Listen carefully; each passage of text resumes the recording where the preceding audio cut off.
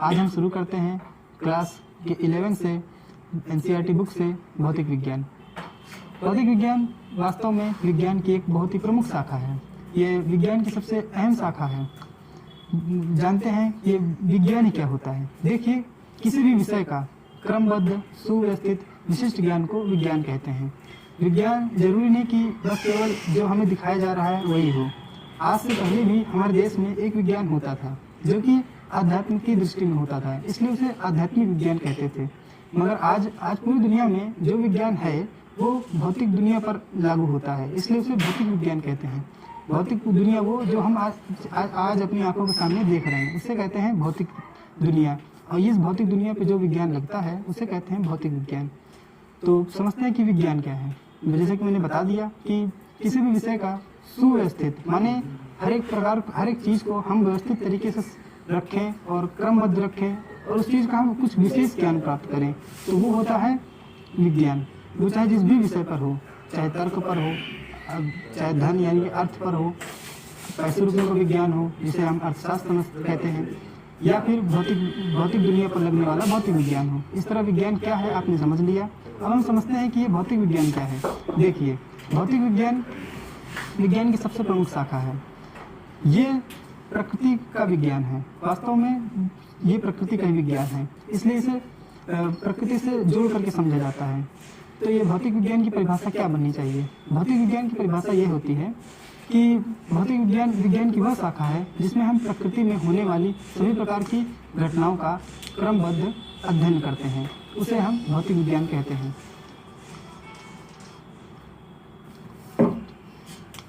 तो ये भौतिक विज्ञान में होता क्या है। देखिए, भौतिक विज्ञान छोटे से परमाणु से लेकर के बड़े आकाश में अंतरिक्ष में विशाल रूप से फैले हुए ब्रह्मांड तक हर एक चीज भौतिक विज्ञान के नियमों के आधार पर घटित होती है। तो हम भौतिक विज्ञान में ये समझेंगे कि प्रकृति में कोई भी चीज होती है तो कैसे होती है। तो सबसे पहले हम समझते हैं कि भौतिक विज्ञान में किसी भी चीज़ को समझने के लिए वैज्ञानिकों ने क्या तरीका बनाया है ताकि आम लोग भौतिक विज्ञान को अच्छे से समझ पाएं। उसके लिए ज़रूरी है कि हम भौतिक विज्ञान में सबसे पहले हम मापन समझें या भौतिक परिघटनाओं को समझें। उन चीज़ों को समझ करके हम समझ सकते हैं कि विज्ञान चलता कैसे है, काम करता कैसे है, हम उसे समझ सकते हैं। तो समझते हैं कि ये मापन क्या होता है।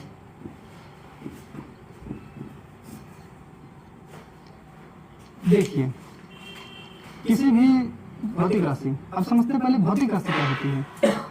देखिए, कोई भी ऐसी राशि जिसका कि किसी न किसी भौतिक परिघटना से संबंध रहता है उसे हम भौतिक राशि कहते हैं। जैसे कि भौतिक राशियाँ जो कि हम आप सभी लोग आम जिंदगी में आराम से देखते हैं।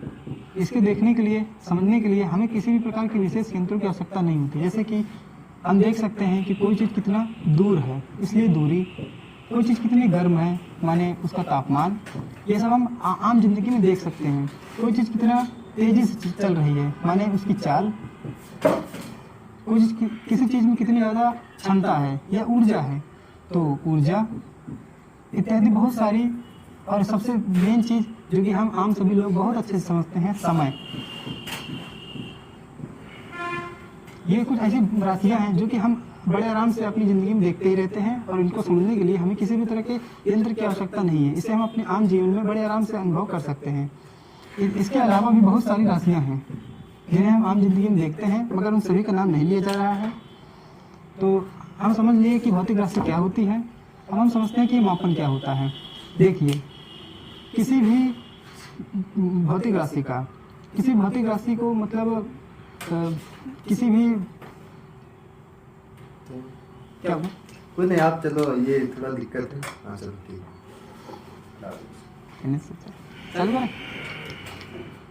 समझते हैं कि भौतिक मापन क्या होता है। मापन किसी भी भौतिक राशि जो कि संख्याओं के रूप में व्यक्त है उसकी तुलना किसी एक ऐसे यादृच्छिक रूप से, यानी कि यादृच्छिक का मतलब होता है कि अपनी मर्जी से चुने हुए, यादृच्छिक रूप से एक ऐसे मानक से तुलना करना जो कि सर्वमान्य हो, माने सभी लोगों के बीच में माना जा सके, उसे सर्वव्यापक हो, माने वो मापक क्या कहते हैं, वह वह मानक पूरी दुनिया में सब जगह उसको पाया जा सके। ये ना हो कि भारत में उस यंत्र से उसे नापा जा रहा है मगर किसी दूसरे देश में उस यंत्र से उसे न नापा जा सके। इसलिए जरूरी बनता है कि एक ऐसा मापन के लिए एक ऐसा सर्वमान्य चुना जाए मानक जो कि पूरी दुनिया में उपलब्ध हो। तो मापन की परिभाषा ये बनती है कि किसी भी भौतिक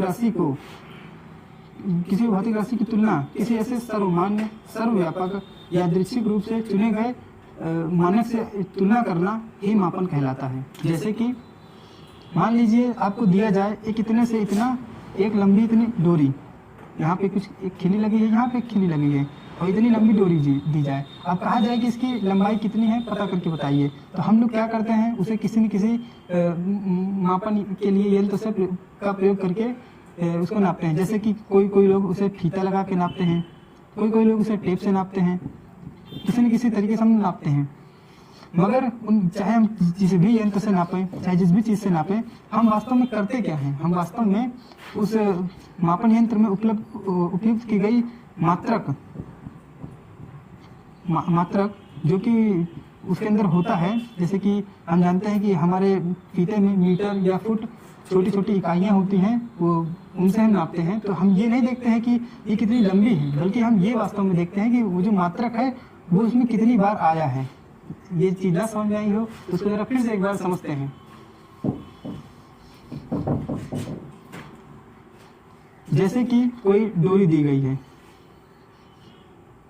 हम नहीं जानते कि कितनी लंबी है, मगर हमें एक टेप दे दिया जाए इसको नापने के लिए और हमने इसे नापा तो ये कुछ 4 मीटर निकल के आती है। तो वास्तव में ये 4 मीटर नहीं है, बल्कि जो 1 मीटर की लंबाई है वो 1 मीटर की लंबाई इसमें 4 बार है।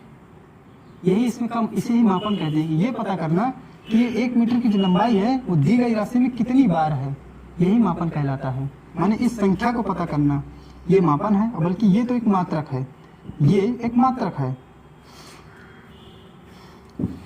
तो इस तरह हमने कुछ विशेष जानकारियाँ, कुछ मतलब शुरुआती अहम जानकारियाँ प्राप्त की भौतिक विज्ञान मापन के बारे में। तो यहीं पर शुरू होता है कि बीमा। अब ये बीमा क्या नई चीज़ है इसको भी समझते हैं। इंग्लिश में से डायमेंशन कहते हैं। वैसे तो डायमेंशन का एक अलग मतलब होता है, मगर यहाँ भी ठीक ही है। डायमेंशन, तो ये डायमेंशन क्या चीज़ होती है समझते हैं इस चीज़ को। जैसे कि हमने अभी पता किया कि जैसे मात्रक होता है, जैसे कि एक मात्रक दूरी का मात्रक हुआ। हम सभी को पता है कि दूरी हम मीटर में नापते हैं या किसी भी अन्य बहुत सारी इकाइयाँ हमसे नाप सकते हैं, जैसे फुट हो गया और भी कई राशियाँ हैं, मील हो गए, और भी सभी स्थानों पर कोई ना कोई अपना हर एक स्थान का अलग अलग मात्रक होते हैं। कोई किसी जगह पर किसी अलग तरीके से नापा जाता है, किसी जगह पर किसी अलग तरीके से नापा जाता है, मगर कुछ राशियाँ पूरी मतलब दुनिया में इस तरीके से इन इकाइयों से पूरी दुनिया में नापा जाता है। तो इन्हीं इकाइयों का नाम लिया जा रहा है। तो ये बीमा क्या होती है? देखिए, वैज्ञानिकों ने कुछ तरीका तैयार किया जिससे कि भौतिक विज्ञान को सरलता से समझा जा सके।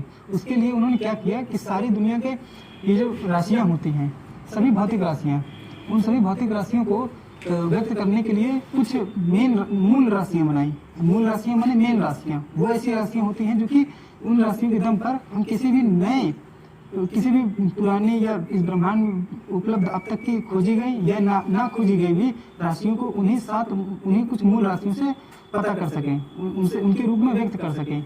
जैसे कि अभी भी बताया गया कि जैसे कि एक दीवार होती है और दीवार को हम किसके रूप में व्यक्त कर सकते हैं?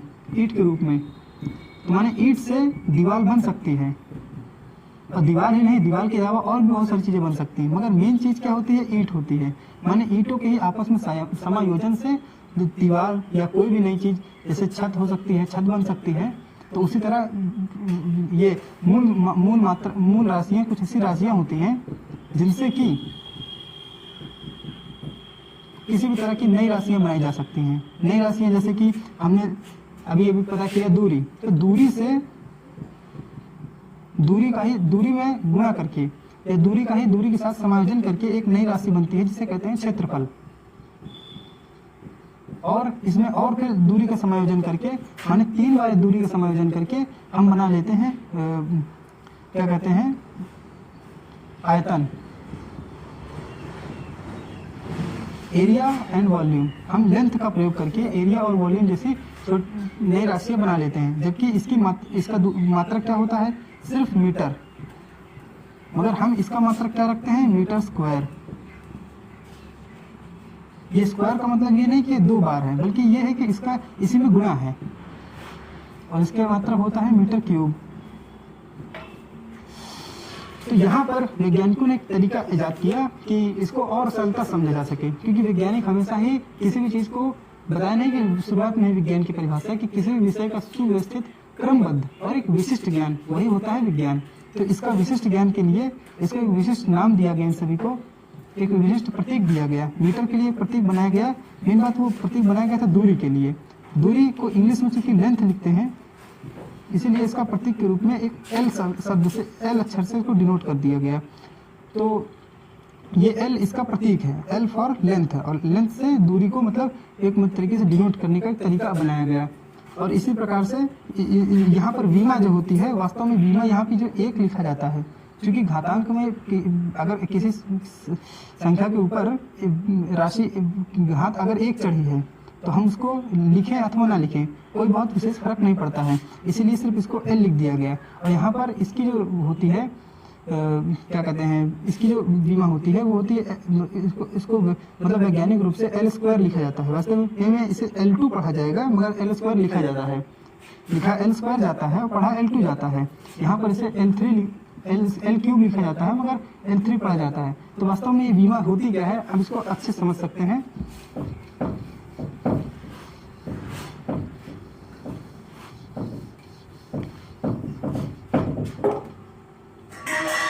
कि किसी भी भौतिक राशि को, जैसे कि हमने दूरी ली, उसका जो मात्रक होता है मीटर, या दूरी को ले लीजिए, किसी भी भौतिक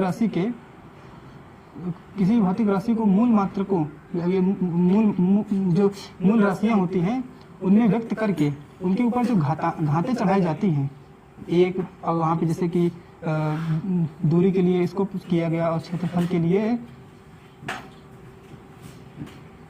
के लिए हमने L2 को लिया, और आयतन के लिए हमने L3 को लिया। तो यहाँ पर जो ये घातें हमने चढ़ाई हैं, वास्तव में ये बीमाएं हैं, ये बीमाएं नहीं हैं, ये चीजें बीमा नहीं है, बल्कि ये बीमा है। तो बीमा की यही परिभाषा बनती है कि जो जितनी भी भौतिक राशियां हैं उनको मूल मात्रकों के रूप में व्यक्त करके, मूल मात्रकों के रूप में, ये वास्तव में अभी हम समझते हैं कि पहले मूल मात्रक क्या होते हैं। हमने पहले भी बताया कि मूल मात्रक वास्तव में कुछ ऐसे मात्रक होते हैं या कुछ ऐसी राशियां होती हैं। वैसे 2 चीजें होती हैं, एक होते हैं मूल राशियां,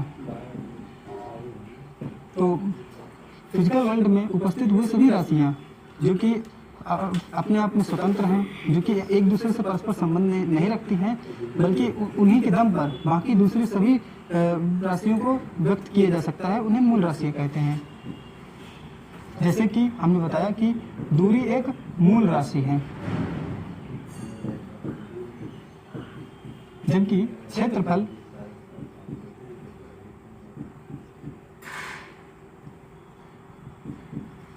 क्षेत्रफल और आयतन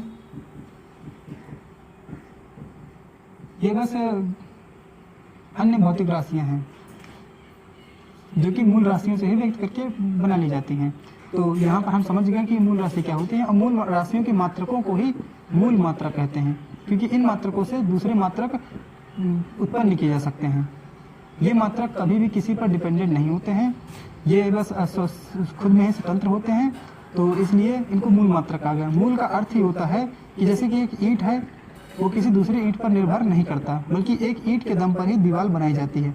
माने दीवार का जो आधार होता है, या जो दीवार की संरचना होती है, उसके लिए एक दीवार को इस पर ईंट पर आश्रित होना पड़ता है। उसी प्रकार दुनिया की सभी राशियों को इन मूल राशियों पर आश्रित होना पड़ता है अपने आप को व्यक्त करने के लिए। और ये सभी दुनिया के मूल मात्रकों को इन्हीं मूल मात्रकों पर आश्रित होना पड़ता है। तो यहाँ पर बीमा की परिभाषा यहीं से बनती है कि जो मूल राशियाँ, कोई भी भौतिक राशि होती है, उस भौतिक राशि को व्यक्त करने के लिए जितने भी मूल मात्रक होते हैं, उन मूल मात्रकों पर, मूल राशियाँ नहीं सॉरी मात्रक, उन मूल मात्रकों पर जो घातें चढ़ाई जाती हैं उन्हें कहा जाता है बीमा। जैसे कि हमने अब कोई दूसरी राशि लेते हैं, जैसे कि बल। वैसे तो बल की जो मात्रक होता है वो सामान्यतः न्यूटन ही होता है। बाकी उसका जो असली मतलब एक थोड़ा बड़ा मात्रक जो कि सामान्य रूप से नापा जा सकता है, उसे कहते हैं किलोग्राम मीटर पर सेकंड स्क्वायर। तो यहाँ पर हम ये देखते हैं कि न्यूटन एक, अगर हम बल का मात्रक न्यूटन लेते हैं तो इस पर ना कोई घात चढ़ी है, वैसे तो ये मूल मात्रकों के रूप में व्यक्त ही नहीं है। तो पहले हमें किसी भी भौतिक राशि को उसके मूल मात्रकों जैसे कि किलोग्राम, मीटर और ये सेकंड के रूप में व्यक्त करना पड़ेगा। तो यहाँ पर हम पहले ये देख लेते हैं कि किसी भी राशि में कितने, मतलब उसके मूल मात्रक कितने कितने हो सकते हैं। वैसे तो दुनिया में 7 ही मूल मात्रक हैं, पहले उनको जान लेते हैं तो बीमा को समझने में ज़्यादा सरलता होगी। हम हमेशा ही द्रव्यमान के लिए एक मूल मात्रक मानते हैं, जिसे कहते हैं द्रव्यमान की मतलब एक मूल राशि मानते हैं। ये है मूल राशियाँ और उनकी कुछ मूल मात्रक।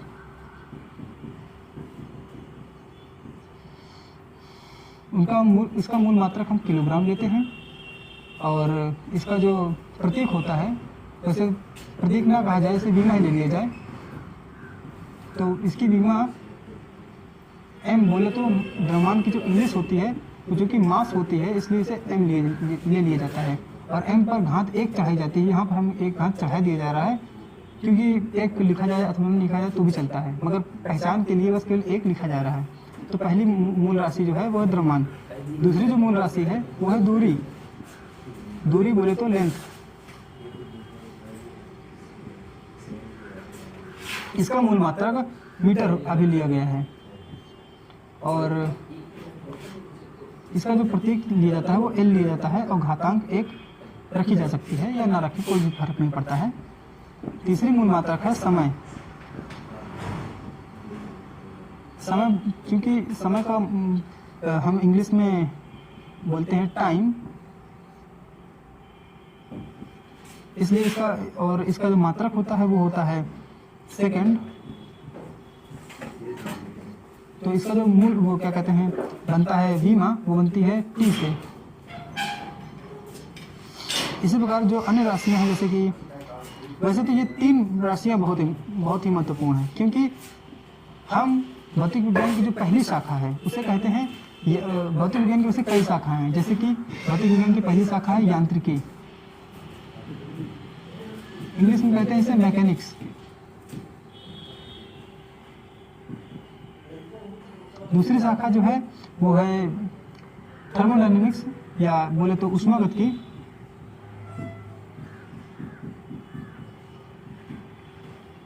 वैसे तो अगर आपने इस शाखा को अच्छे से पढ़ लिया, और यही सबसे अहम शाखा है कि इस शाखा का प्रयोग विज्ञान की ही, भौतिक विज्ञान ही नहीं, यांत्रिकी का उपयोग सिर्फ भौतिक विज्ञान में ही नहीं बल्कि हर एक शाखा में होता है। इसलिए ये सबसे आधारभूत शाखा है। इस शाखा को आप जितने अच्छे से पढ़ेंगे, जितने अच्छे से समझेंगे, उतना ही आपके लिए अच्छा होगा, आपकी आगे की विज्ञान की पढ़ाई के लिए बहुत सही होगा। जो दूसरा शाखा है उसे कहते हैं ऊष्मागतिकी, इंग्लिश में से कह देते हैं थर्मोडायनेमिक्स।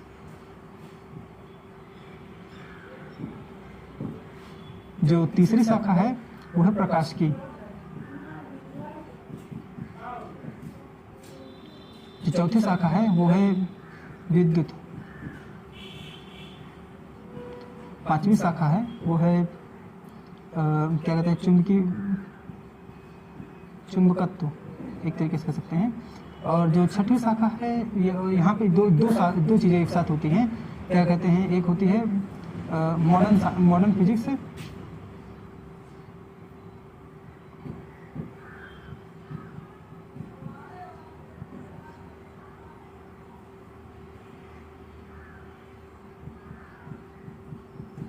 आधुनिक भौतिकी।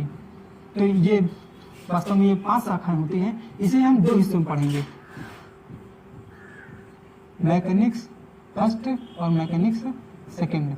ये वैसे तो ये थोड़ा सरल होता है, इसीलिए इसे फर्स्ट कह दिया गया, और ये थोड़ा सा इसके बाद का और उस पर इसके पढ़ने के बाद इसको पढ़ा जाता है, क्योंकि ये होता सरल है थोड़ा सा और ये थोड़ा सा कठिन होता है, इसलिए इसको बाद में पढ़ना ही सही है। और ये इस पर आश्रित भी होता है।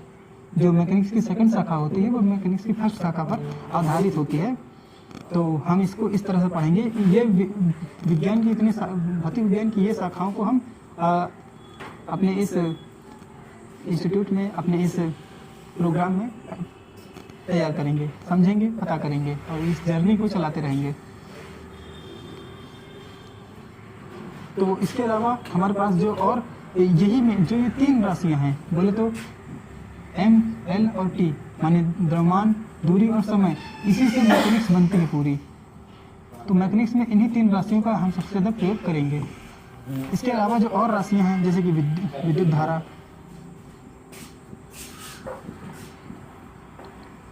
और क्या कहते हैं ताप, पदार्थ की मात्रा,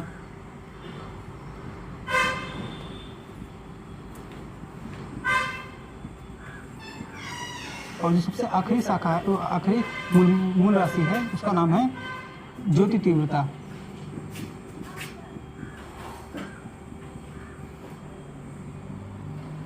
तो इनके जो मात्रक होते हैं वो देख लेते हैं।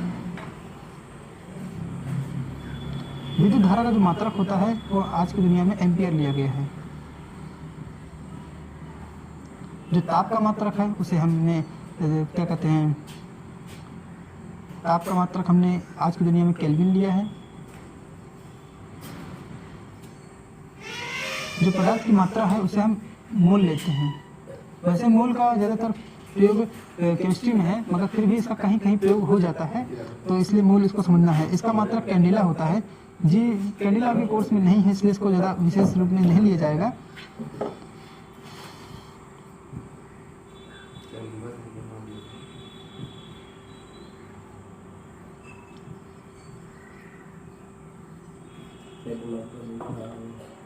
केल्विन को K से रिप्रेजेंट करते हैं, एम्पियर को A से रिप्रेजेंट करते हैं। तो इनके जो मूल मात्रक होते हैं वो भी कुछ इसी तरह होते हैं। A वास्तव में यहाँ पर एक बात और जानकारी देना चाहूँगा कि हमेशा विविया को इस तरह के ब्रैकेट में बंद किया जाता है। इस ब्रैकेट को बंद करने का मतलब ये है कि इसके ऊपर अब और कुछ नहीं लगाना है। ये ब्रैकेट एक तरह का प्रतीक है कि इसके ऊपर अब कुछ नहीं, इसको और कुछ नहीं चाहिए, माने वो अपने आप से चारों तरफ से मतलब बंद है। मूल को कई बार इस तरह का कुछ बना के रिप्रेजेंट कर दिया जाता है। इस तरह नहीं, मतलब कुछ ऐसे गोला करते हैं और फिर ऐसे छोड़ देते हैं, या फिर किसी कहीं कहीं सीधे सीधे मूल लिख दिया जाता है। कैंडिला को CD लगा देते हैं, काम खत्म। तो इन मूल राशियों से हम बीमाओं को आगे समझते हैं कि बीमा निकालते कैसे हैं। सबसे पहले हमने चूँकि समझ लिया कि मूल राशियाँ क्या होती हैं, मूल मात्रक क्या होते हैं, तो अब हम समझ सकते हैं कि अब हम ये जान पाएंगे कि बीमा निकाली कैसे जाती है। बीमा निकालने के लिए किसी भी दी गई भौतिक राशि को उसके मूल मात्रकों के रूप में व्यक्त कर लीजिए, और बस जैसे ही मूल मात्रक के रूप में व्यक्त किया जाए आप उनके दिए गए क्या कहते हैं बीमाओं पे कन्वर्ट कर लीजिए। एक उदाहरण के रूप में जैसे कि हम निकालते हैं बल की बीमा, या फिर और छोटा सा कोई राशि ले लीजिए, क्योंकि ये बहुत ही थोड़ा बड़ी राशि है। हम यहाँ पर केवल छोटी सी राशि एक आयतन लेते हैं। तो आयतन की जो मूल राशि होती है, मतलब आयतन का जो सूत्र होता है, पहले इसको सूत्र में व्यक्त कर लेते हैं। तो जो आयतन को इंग्लिश में वॉल्यूम बोलते हैं, इसका प्रतीक V लिया जाता है, और V बराबर क्या कहते हैं उसकी जो लंबाई, चौड़ाई और ऊंचाई का गुणनफल होता है, ऐसे सूत्र होता है ना। तो इन तीनों की ही अपनी अपनी जो मूल राशियाँ होती हैं वो दूरी की ही होती हैं। तो इनकी जो वो होता है, इनकी जो मतलब मूल मात्रकों के रूप में इनको व्यक्त करने पर जो निकलता है वो आता है मीटर, गुणे मीटर और गुणे भी मीटर। तो माने इनका जो वॉल्यूम का जो मात्रक होता है वो मीटर क्यूब आ जाता है। तो अब यहाँ पर से हम इसके बीमा को निकाल सकते हैं। तो V की जो बीमा आएगी वो आ जाएगी मीटर को, जिस पे हम मीटर के लिए जिस विमी प्रतीक का प्रयोग करते हैं हम उसको यहाँ पे रखेंगे। और अब हम इसके ऊपर वो घातें चढ़ाएंगे जो घातें हमें यहाँ पे सूत्र में मिल रही हैं। तो इस तरह वॉल्यूम के लिए जो विमा होती है वो L3 होती है। इसे पढ़ा L3 जाएगा और इसे लिखा L³ के रूप में जाएगा। इसे आप कृपया नोट कर लीजिए। इस तरह अब हम एक थोड़ा बड़ी राशि ले लेते हैं, उसका फिर हम क्या करते हैं, विमा निकाल के देखते हैं। जैसे कि एक बड़ी राशि, थोड़ा सा बल ले लिया गया, तो बल का जो सूत्र होता है, पहले हम बल का सूत्र, बल को इंग्लिश में फोर्स बोलते हैं, तो उसका जो प्रतीक है वो F लिया जाता है और जो उसका सूत्र होता है वो M×A होता है। और उसको थोड़ा सा और अब यहाँ पे जो M है, M तो अपने मूल राशि के रूप में है, मगर जो त्वरण है वो त्वरण अपने मूल राशि के रूप में नहीं है, तो इसे और थोड़ा सा तोड़ते हैं। तो यहाँ पर M जो होगा डेल्टा t के रूप में ले लेंगे। तो यहाँ पर अब ये थोड़ा सा A जो आया वो यहाँ पर ये मूल राशि के रूप में आया, ये भी मूल राशि में है मगर अभी ये मूल राशि में नहीं है, तो इसको और थोड़ा सा तोड़ेंगे। तो ये अपने और छोटे रूप में जाने पर डेल्टा x अपॉन, अब यहाँ पर डेल्टा t क्या ऐसे रूप में लिख सकते हैं। और यहाँ पर इसका जो F का मात्रक निकल के आएगा वो कुछ किलोग्राम, क्योंकि M का मात्रक किलोग्राम होता है और यहाँ पे डेल्टा x जो है वो दूरी को रिप्रेजेंट कर रहा है। तो मतलब, और यहाँ पे जो समय है, समय का अंतराल जो होते हैं वो ये होते हैं, इसको रिप्रेजेंट कर रहे हैं, तो सेकंड स्क्वायर। तो इस तरह इसका जो विमा निकल के आएगी वो F की विमा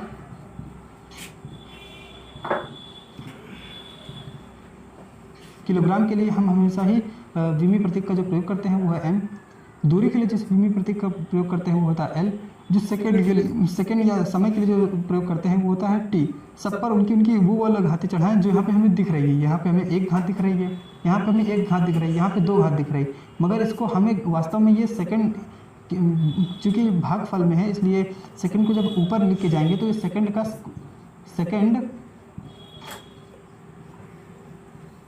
सेकंड की पावर -2 हो जाएगी। तो यहाँ पर इनकी जो प्रतीक 1, 1 और -2 निकल के आएंगे, मगर हम चूँकि जानते हैं कि 1 को लिखा जाए अथवा ना लिखा जाए तो भी काम चलता है, इसलिए 1 को उनको हटा दीजिए। तो इस तरह जो F की यानी कि फोर्स की जो विमा आती है वो होती है ML_T-2। यहाँ पर इसे T-2 पढ़ा जाएगा। इस तरह इसको आप देख लीजिए और समझ लीजिए।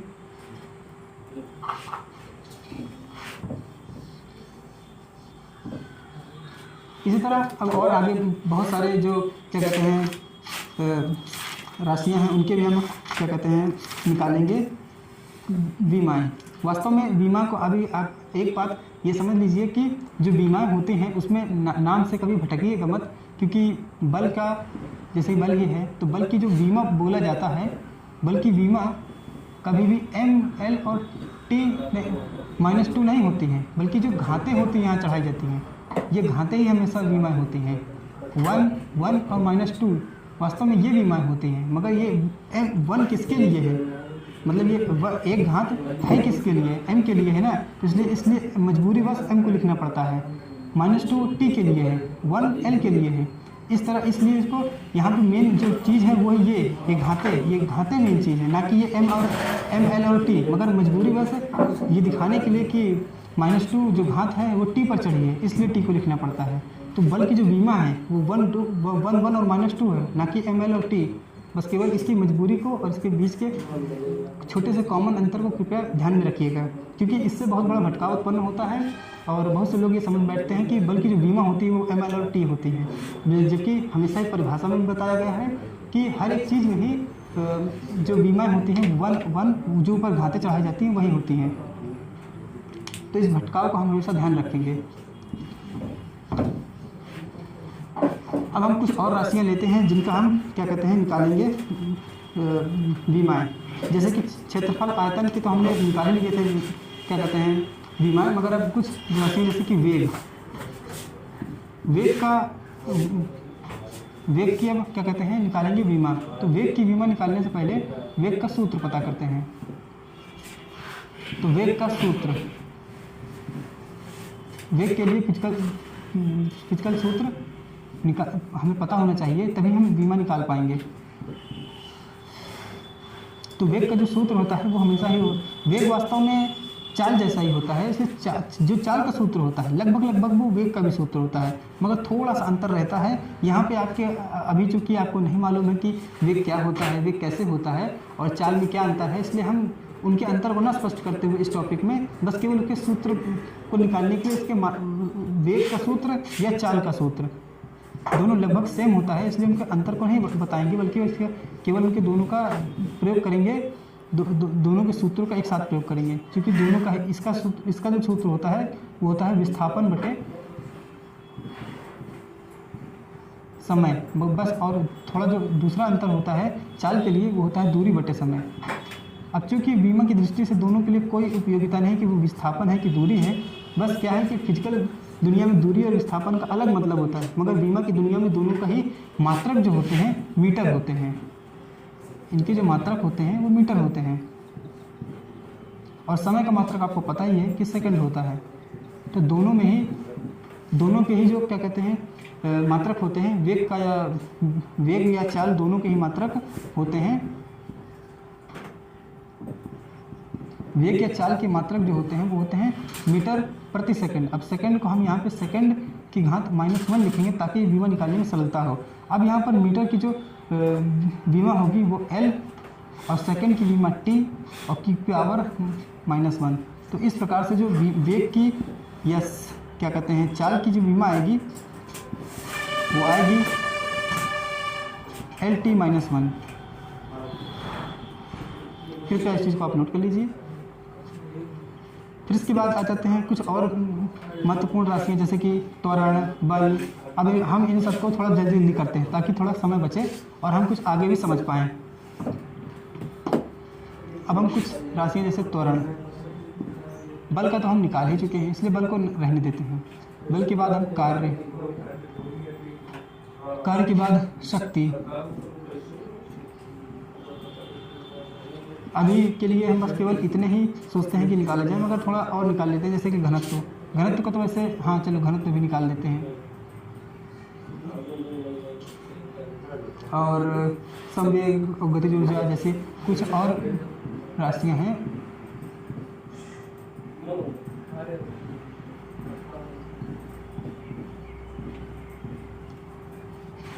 वैसे सिर्फ ऊर्जा भी यहाँ पर सिर्फ ऊर्जा को निकालते हैं। तो शुरू करते हैं त्वरण से। त्वरण, अब यहाँ पे त्वरण की परिभाषा पर नहीं जाएंगे, हम बस केवल त्वरण के सूत्र पर जाएंगे। जो त्वरण का जो सूत्र होता है, त्वरण को वैसे इंग्लिश में एक्सेलरेशन कहते हैं, इसलिए उसका जो प्रतीक लिया जाता है त्वरण के लिए वो सिर्फ ए लिया जाता है। तो ए बराबर delta we by delta T आता है सूत्र। तो यहाँ पर डेल्टा वी का जो मात्रक होता है, ए का मात्रक अब निकालेंगे मीटर प्रति सेकेंड भाग में और सेकेंड। तो इस तरह से टोटल मीटर प्रति सेकेंड स्क्वायर हो जाता है, या कह सकते हैं मीटर इंटू सेकेंड की पावर -2। तो जो ए का मात्रक वास्तव में निकल के आता है वो आता है इस तरह, और ए की जो बीमा निकल के आएगी उसको हम देख लेते हैं। ए की जो बीमा निकल के आएगी वो आएगी LT-2। कृपया इसको आप नोट कर लीजिए या इसका स्क्रीनशॉट ले लीजिए। कार्य, अब यहाँ पर हम डायरेक्टली त्वरण से कार्य पर जा रहे हैं, मगर इसका बस सूत्र अगर हमें पता हो तो हम सब कुछ कर सकते हैं। कार्य को इंग्लिश में वर्क बोलते हैं वैसे, और यहाँ पर हम इसका वर्क के लिए प्रतीक W लेते हैं। तो जो कार्य का प्रतीक होता है वो बल गुणे विस्थापन होता है। गुणे को ऐसे भी आप डॉट के से या क्रॉस से निरूपित कर सकते हैं, रिप्रेजेंट कर सकते हैं, इसलिए हमने यहाँ पे डॉट लगा दिया था पहले। अब बल का अब यहाँ पर एक सबसे बड़ी क्वालिटी जो होती है बीमा की, हम यहाँ पर डायरेक्टली इसकी बीमा रख करके दोनों को निकाल सकते हैं, मगर डायरेक्ट ना किया जाए, थोड़ा सा सरल से इसे डिटेल में किया जाए तो बल की जो बीमा होती है, बल के जो मात्रक हो सूत्र प्रयोग किए जाते हैं उनको भी लगाते हैं। जैसे कि बल होता है M इंटू, यहाँ पर त्वरण की जगह हम पूरा इसको रखेंगे, मतलब M इंटू ए नहीं रखेंगे, एक नहीं रखेंगे बल्कि एक की जगह हम delta we upon delta T रख लेते हैं। इनटू विस्थापन के लिए हम यहाँ पर डेल्टा एक्स ले लेते हैं। और अब इसके बाद m इंटू डेल्टा वी को और तोड़ लेते हैं ताकि v की भी जो विमा है वो v के लिए v को भी हम इसके मूल राशि के रूप में रिप्रेजेंट कर लेते हैं।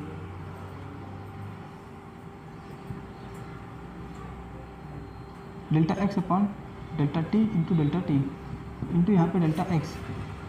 तो यह एक तरीके से m इंटू अब यहाँ पर इनके सीधे सीधे लिख लेते हैं इनके मात्रकों के रूप में। तो w का जो मात्रक होगा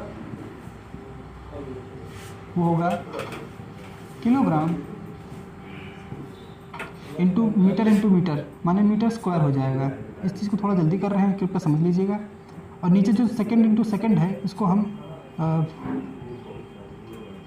ऐसे लिख लेते हैं। फिर उसके बाद kilogram metre square into second की पावर -2 रख लेते हैं। तो इस प्रकार से W की जो विमा आएगी वो जाएगी mL2T-2। ये एक बहुत ही अच्छी विमा है, इसको कृपया आप याद रखिएगा क्योंकि ये बहुत ही मतलब सुंदर है। क्योंकि ये बोला गया था कि विज्ञान जो भौतिक विज्ञान जो है वो प्रकृति का विज्ञान है। और चूँकि प्रकृति सुंदर है इसलिए इसके जो मात्रक होते हैं या जो इसके सूत्र होते हैं वो भी काफ़ी सुंदर होते हैं। इसको आप जितना हो सके उतना सुंदरता से याद कर लीजिएगा, ये आपको आगे काम देगा। क्योंकि ये डायरेक्टली कभी कभी पूछ लेता है सवालों में, क्वेश्चंस में, तो इसको आप याद रखेंगे तो काफ़ी फ़ायदा होगा। इसको नोट कर लीजिए। अब थोड़ा इसको मिटा दिया है।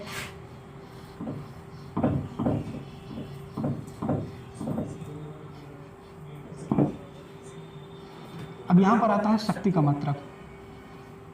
शक्ति के जो इंग्लिश में बोलते हैं पावर जो होता है उसका सूत्र होता है वर्क अपॉन टाइम, कार्य बटे समय। अब यहाँ पर अगर निकालना है P की विमा, P का मात्रक पहले निकाल लेते हैं। तो P का जो मात्रक निकलेगा वो कार्य का मात्रक भागे समय का मात्रक, इतना भी आप कर देंगे तो भी आ जाएगा। अब यहाँ पे हमने लिखा कार्य का मात्रक बटे समय का मात्रक। इसका ये मतलब ना समझ लीजिएगा कि कार्य से कार्य का से का और मात्रक से मात्रक कैंसिल हो जाएगा, ऐसा कुछ नहीं है। इसको आप ब्रैकेट में लेना हमेशा ही। तो कार्य का मात्रक हमने सीधे लिखा था पहले कि kilogram metre square into second की पावर -2, ये लिखा गया था। और बटे समय का मात्रक।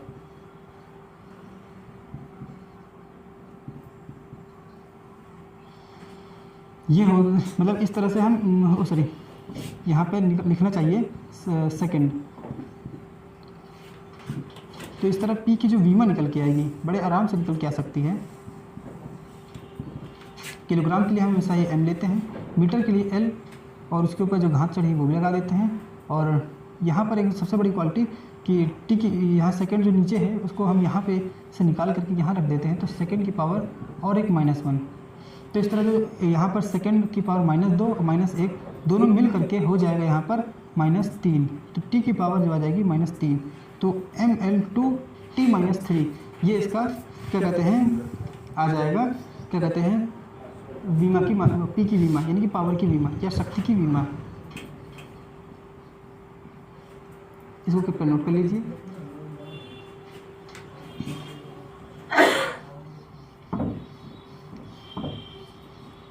अब आ जाते हैं हम थोड़ा कठिन राशि, थोड़ा सिंपल सी राशि पर। अब हम अचानक से कठिन से सरल या सरल से कठिन पे जाते ही रहते हैं।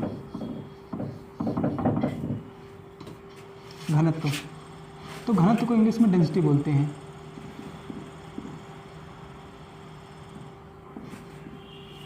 इसके सूत्र को समझते हैं। इसका सूत्र होता है द्रव्यमान बटे आयतन।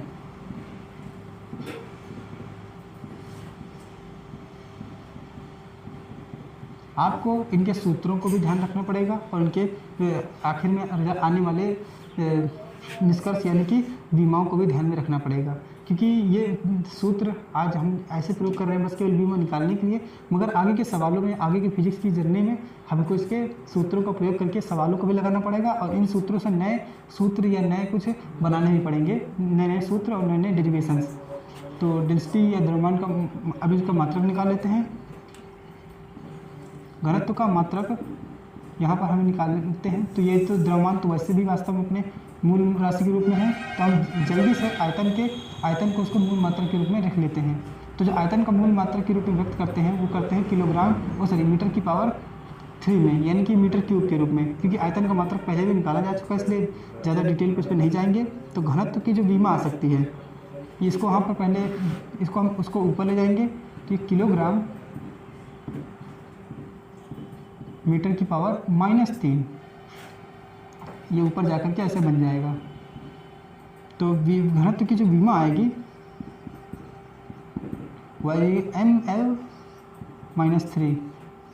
हमेशा ध्यान रखिएगा कि ml-3 में ये जो होता है 1 और -3 ये विमाएँ हैं, ना कि m और l। इस बात का आप हमेशा ध्यान रखिएगा। कृपया इसको नोट कर लीजिए।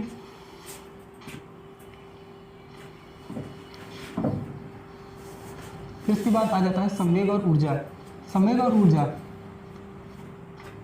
देखिए भौतिक विज्ञान में क्या कहते हैं, मैकेनिक्स में, यांत्रिकी में जो सबसे अहम शाखा है वो अहम राशि है वो है संवेग। है तो बहुत ही सरल नॉर्मल, मगर इसका बहुत उपयोग है, इसका बहुत फिजिक्स की हर चीज़ से बहुत ज़्यादा रिलेशन है। तो इसलिए संवेग पर आप हमेशा ही थोड़ा ऊंची नज़रों से देखिएगा, इसे मतलब ऐसी नज़रों से देखिएगा कि यही सब कुछ है। संवेग का सूत्र पहले पता करते हैं। तो संवेग का जो सूत्र होता है आप कहीं से भी पता करिएगा, हो जाता है द्रव्यमान इंटू द्रव्यमान, इसको हम ऐसे लिख लेते हैं, द्रव्यमान गुणे वेग, गुणे को इसमें डॉट के रूप में प्रयुक्त करते हैं, ऐसा आप गणित में कई बार देखेंगे, इसलिए यहाँ पे डॉट लगा दिया गया आपकी समझ के लिए। तो संवेग का जो सूत्र हो गया द्रव्यमान गुणे वेग। अब यहाँ पर संवेग का मात्रक, संवेग का मात्रक हम उसको मात्रक निकालते हैं, और द्रव्यमान का मात्रक हम सभी को पता है कि द्रव्यमान का मात्रक किलोग्राम, और फिर उसके बाद वेग का मात्रक मीटर, और यहाँ पे हम डायरेक्टली सेकंड की पावर -1 लिखे दे रहे हैं। और फिर इस प्रकार से संवेग की जो विमा आएगी वो भी बहुत जल्दी से आ जाएगी, mL-T-1। भले ही ये राशि देखने में बहुत ही सिंपल लगती है, संवेग द्रव्यमान गुणे वेग किलोग्राम मीटर पर सेकंड या mL-T-1, ये बोलने में, बताने में, समझाने में भले ही बहुत सरल हो, मगर आगे आने वाले फिजिक्स की जर्नी में आप देखेंगे कि संवेग ही सबसे महत्वपूर्ण राशि में से एक है, सबसे महत्वपूर्ण राशि है। अब चूँकि अब आगे देखते हैं ऊर्जा। अब देखिए ऊर्जा के कई रूप होते हैं, जैसे कि ऊर्जा के वैसे तो एक बात बता दी जाए, कोई भी राशि जो कि केवल ऊर्जा हो, चाहे वो जौन सी ऊर्जा हो, चाहे वो गतिज ऊर्जा हो, चाहे स्थितिज ऊर्जा हो, चाहे घर्षण ऊर्जा हो, मतलब कोई भी ऊर्जा हो, घर्षण ऊर्जा नहीं, कोई भी ऊर्जा हो, उसका मात्रक हमेशा एक ही रहेगा। यहाँ पर आपको मैं पहले से बता देता हूँ कि घर्षण नहीं, मतलब ऊर्जा, चाहे वो कोई भी ऊर्जा हो और कार्य, इन दोनों की मात्रक समान होते हैं। ऊर्जा का जो मात्रक होता है वो भी होता है किलोग्राम मीटर स्क्वायर पर सेकंड स्क्वायर, यही इसका भी मात्रक होता है, और यही कार्य का भी होता है। तो इन दोनों की जो विमा होगी वो भी समान ही होगी। इसकी विमा आपको याद होनी चाहिए, mL-T-2, और जबकि इसीलिए ये जो ऊर्जा की विमा होगी वो भी होगी mL-T-2।